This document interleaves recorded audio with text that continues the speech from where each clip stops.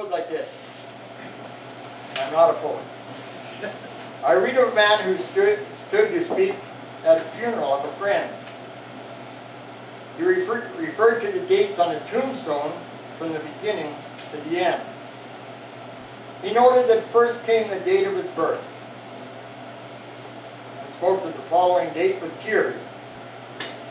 But he said what mattered most of all was the dash between those years.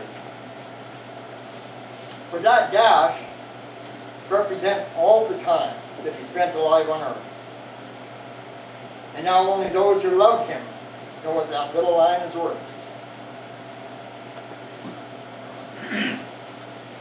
For it matters not how much we owe, the cars, the house, the cash. What matters is how we live and love, and how we spend our dash. So think about this long and hard. Are there things you'd like to change? For you never know how much time is left. It can still be rearranged. If we could just slow down enough to consider what's real and true, and always try to understand the way other people feel, and be less quick to anger, and show appreciation more, and love the people in our lives like we've never loved before. If we treat each other with respect, and more often wear a smile, remember that this little dash might only last a while.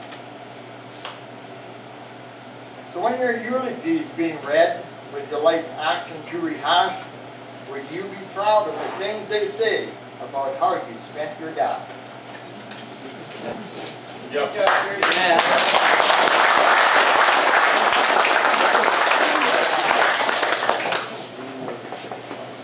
Another thing, Tracy asked me to read this because she might cry, but so might I.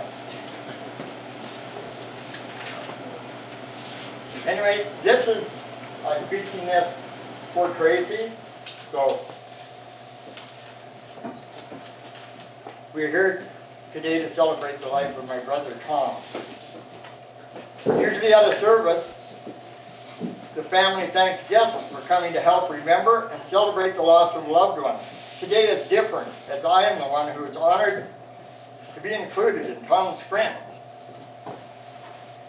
I have learned over the past few weeks that the people in Tom's life were more than his friends. You are all his Alberta family. I have been overwhelmed by the kindness, support, and welcome that Wayne and I have received in our visits here, and cannot have managed the necessary arrangements without this support. And talk about Tom now. Tom was, well, one of a kind. You always knew when he was in the room. Tom was the oldest of 3 kids in the Thomson family.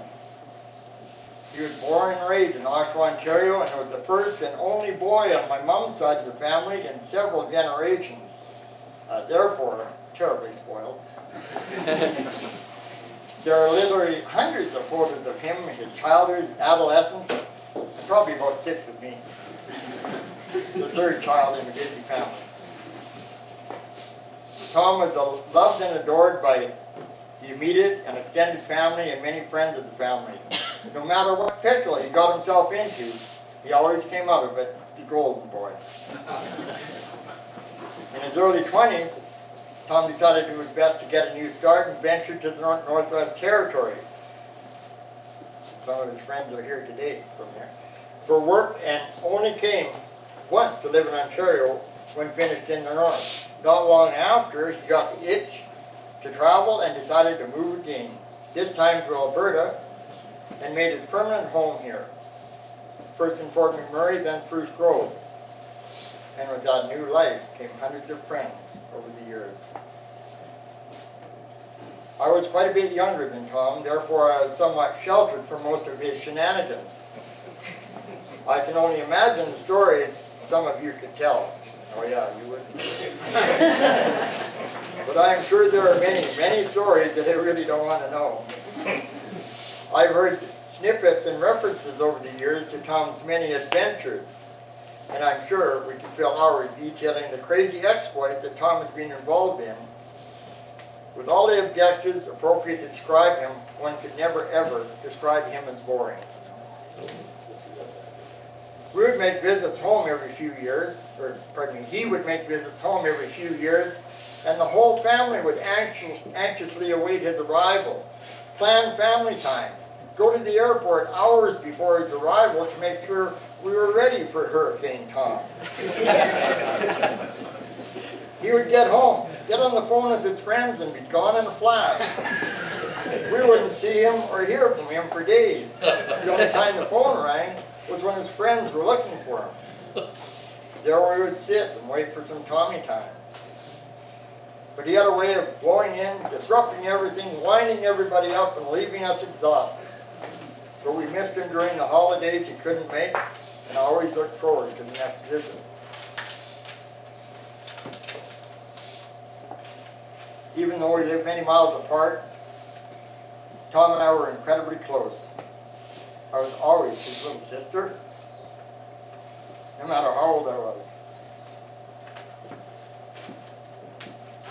He used to baby me when I was a little, and torment me when I was a little older. Our relationship took a different turn a few years later in his life. I became the caretaker and confidant, and the one he would call when he was feeling down. To everyone else in our family, Tom tried to maintain his fun and optimistic personality. And this next comes.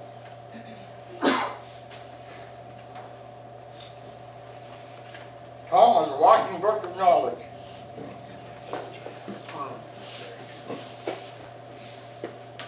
He knew a little something about everything. In the later years of his life, when he wasn't able to get out much, he devoured the news and tried to keep up with the subjects he knew interested his friends and family. He could talk to anyone about anything. And it was important to him to be able to keep a connection with us via shared interests. These were on top of his many interests of his own, of course impacting the time and passion and his wallet more than any of his passions were his love for Harley Davidson.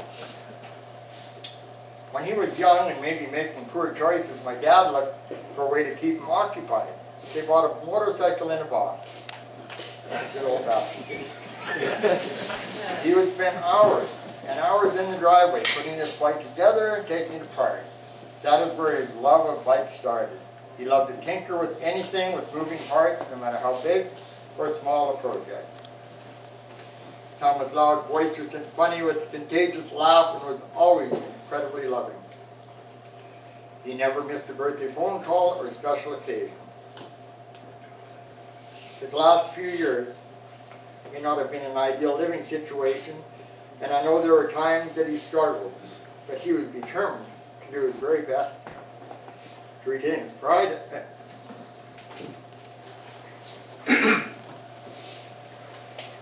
His pride and independence. It makes me sad that Wayne and I are getting to know some of you after Tom is gone. I wish that I'd had the ability to have been here more over the years. After spending some time here lately, I finally understand his not wanting to come back to Ontario after his health started to fail. He loved it here and he loved his friends. It all makes more sense to me now. I am so grateful for those friends who assisted him. I already miss him and his daily phone calls. I love him to bits and I know he loved me too. He would want us to remember all of the fun times we spent together. Tom was an incredible brother, son, uncle, and friend. He may be gone, but his memory will live in our hearts forever. And there's a little poem, or a little saying here. Those we love don't go away. They walk beside us every day. Unseen, unheard, but always near. Still loved, still missed, and very dear. Okay.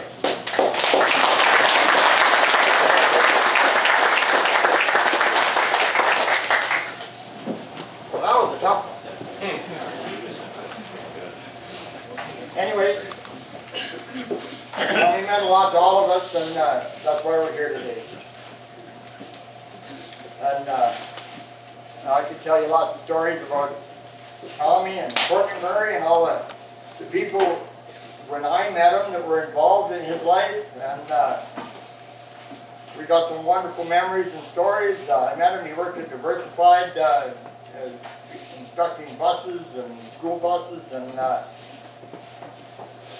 was in the 70s. And in 82 I opened a shop up there, and Tom was a vacuum anchor, and he always made time. He was my main man at the shop. You know, Tom had a memory, mechanical ability that was beyond most people's comprehension. I'll tell you a story. He was working at vacuum anchor. Actually, he had actually moved on. He was working for another outfit, Burgess and Supply, and he had worked on a truck for vacuum anchor a couple years prior, and had overhauled an engine that they had a hard time finding a seal for it inside this engine. And vacuum anchor phoned because they remembered Tom working on it. And I called Tom from back from my shop and come in by the phone, and they asked him if he could remember anything about this seal. And he kind of looked at the ceiling and he thought about it, and he said, yes, I remember working on that engine. Oh, that camshaft seal, oh yeah. And he had the ability, the photographic memory, he brought that picture back up, told him who made the seal and the part number. Amazing. And he had a memory like that for anything. And when Tracy talked about him devouring the news and retaining it, and he could talk about any subject to anybody accurately. He remembered details on mechanics. He should have been consulting for people building space shuttles or something. It was a very unique gift he had. We all miss it. I used to phone him and say, hey, when did this happen? Or when so-and-so's birthday? And he always had an answer. Amazing.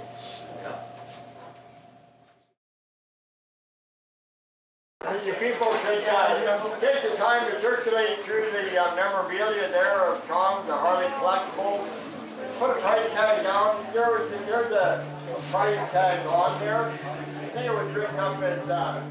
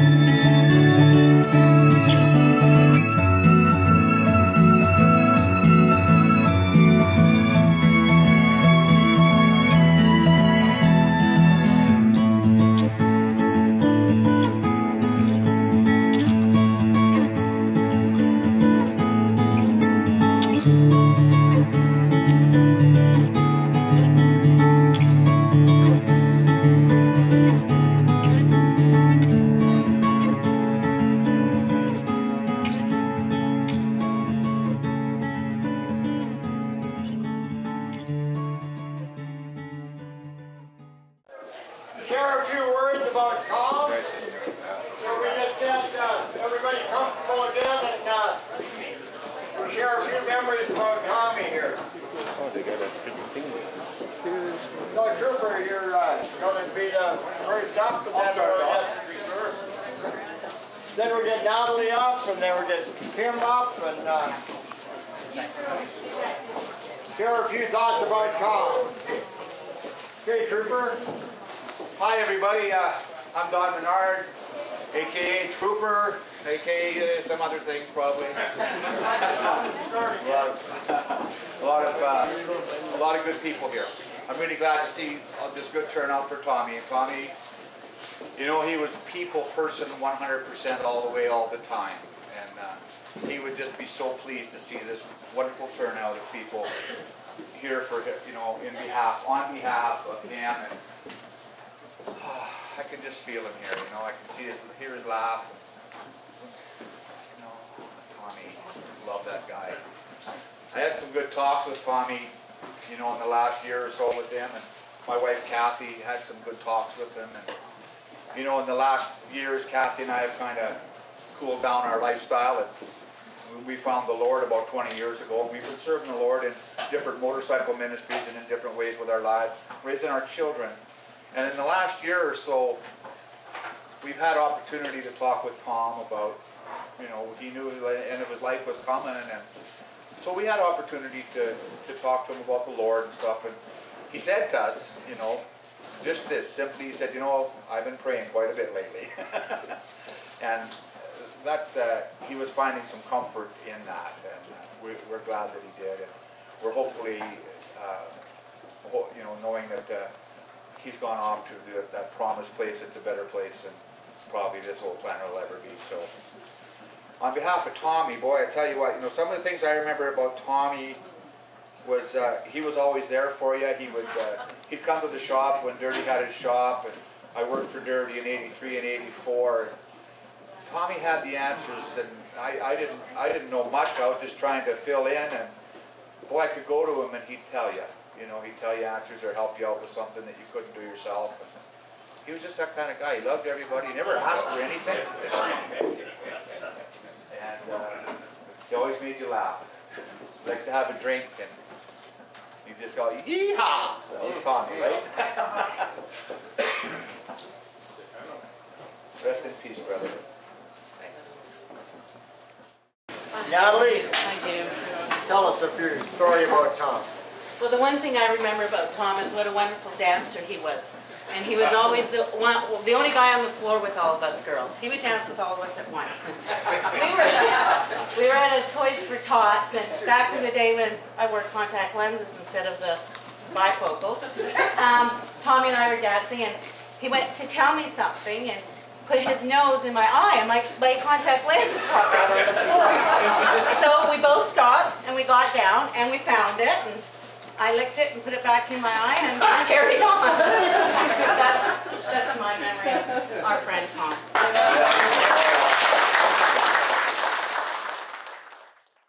Hey, Kim is getting all composed. She's going to come up here and talk to us. Anybody else could go right away. I'm just going to pull it together here a bit. I don't want to stand up there and cry. Yeah, Tommy worked at the shop for a while, and then 86. I left McMurray. Tommy left about 87 and a half or so, and we came down to Spruce Grove area here. Bought a place from his friend and had a cedar business there, and opened up a heavy-duty mechanic shop there actually, and survived on that for a while, and then his health started failing, and as we all know, he was in the hospital way too much in the last couple of years. Thought we had said goodbye to Tom a year and a half ago. But he came back and did well and looked after himself in that house, living in a wheelchair. And he had his operation after his stomach, or his intestine got a knot in it and got gangrene, and they had to cut it out. Put a colostomy bag on, by then his leg wouldn't work, and he had a colostomy bag, and he's living in a wheelchair, and living by himself. He, strong, independent guy. Anyway, here's Kim. She's going to come up and share a happier story. Well, it's kind of a funny story, actually. My name is Kim, a.k.a. Come Baby, and there's a few others, too. We love Tommy very, very much. I've known him. We knew him since we were all quite young. We were all an immediate family. And I bought a shovelhead from V-Twin Harley and was riding from Edmonton up to McMurray one time, and my bike was making weird noise. And so I nursed it to the Harley shop, and Dirty came out with a stethoscope, and the bike was running, and Dirty was sitting on the ground listening to try to figure out what was wrong. And Tommy opened the door and he went, "Dirty, you're wanted on the phone. Come, your lifters are shot. Pull the bike in the back."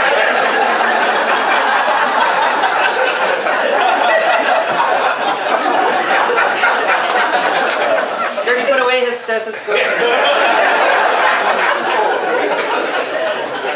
I was helping at the shop one day. Tweet was up, and he was going to go back to Edmonton, and so I was kind of putzing around the shop waiting to catch a ride back with him. And Tweet was just working on a bike and had parts spread out on the floor, and Tommy was sort of tidying up. It was close to the end of the day, and Tommy comes along with a broom and swept up all the nuts and bolts and everything that Tweet had, and he just kept going, and Tweet had to run after him and get all his parts out of the dirt pile there, but he was amazing. His memory was absolutely unbelievable. He could tell you how many links were on a chain of a certain type of bike, and he was a wonderful friend. He was also one of the kindest, most loving, honorable men I've ever met in my life. And I'm sure all of you feel that way, because he was to us. He was just a sweet, sweet, great person.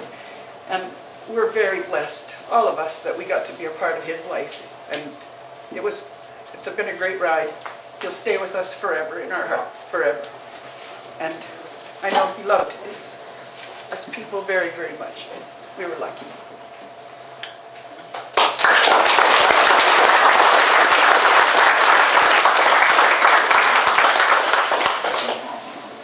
Right on, Kim.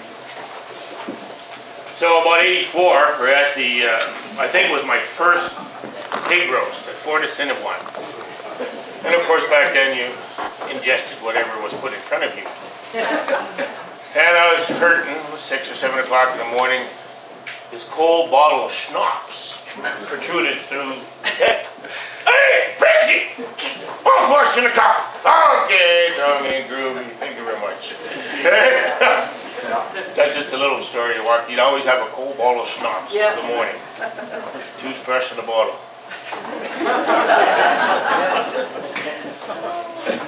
That was breakfast at pig roast for many years with schnapps. But he had the cane, we would forget him and carry him.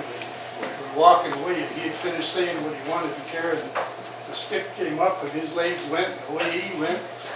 And I don't know if he retained his composure or not, but he went flying down on my cane up in the air, and he was singing a song.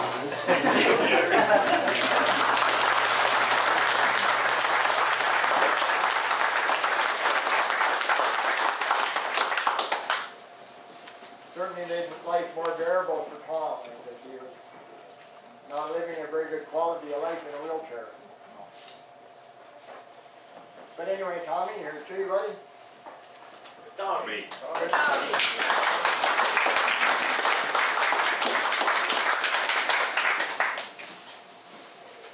So anybody else have anything you want to share here today? I'll share a funny story. I'm Shauna. I'm Tom's second cousin, and Tracy.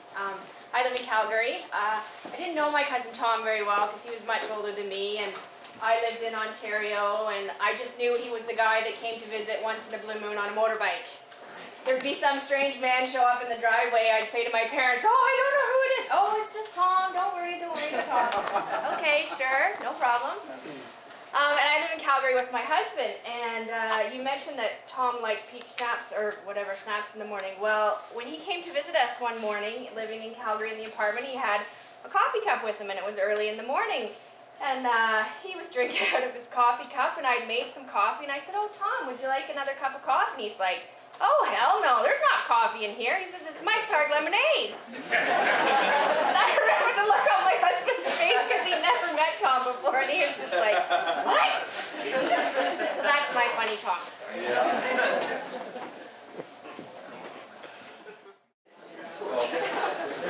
You people take the time to circulate through the memorabilia there of Tom, the Harley collectibles. Put a price tag down. There's a price tag on there. I think it was written up as a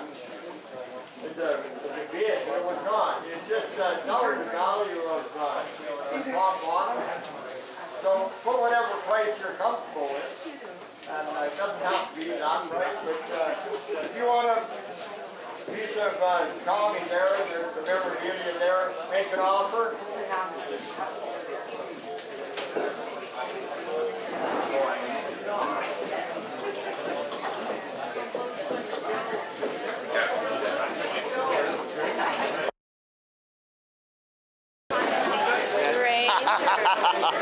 Hey! Hi, sweetheart. How you guys doing? Doing awesome. How about you? You've been captured. Got that thing on. You should see the pictures we pulled out. It's nice to see you. Holy smoke, you're looking good, man. You think so? You still in Fort? No, we moved out of the fort in 2008, and we live in Lac-La-Biche now. I commuted for just about 2 years. And I shut it down. So that's enough of that Fort McMurray business. It's a pound of flesh for me, but it was good to me. But I'm glad to be away from there now. You guys too.